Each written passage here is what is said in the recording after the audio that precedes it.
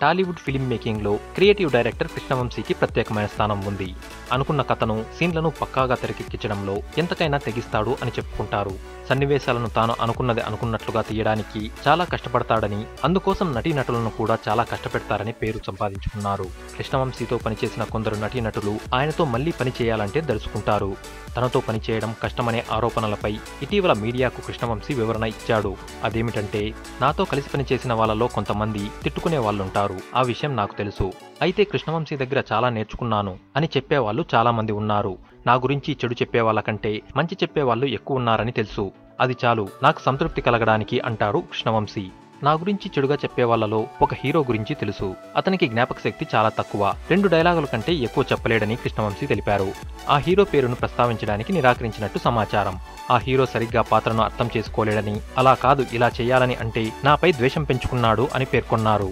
చాలా మంది నాకేదో మేలు చేస్తున్న రీతిలో ఉంటారని, బాగా నటించు అంటే నాపై అలుగుతారని కృష్ణవంశీ అన్నారు. సీన్లు సరిగా రాకపోతే మళ్లీ చేయిస్తాను. దాంతో షూటింగులో టేకులు ఎక్కువ అవుతాయి. దాంతో తనపై అవాకులు చెవాకులు పేలుతుంటారని, బయటకు వెళ్లిన తర్వాత తన గురించి చెడుగా ప్రచారం చేస్తారని ఆయన అన్నారు.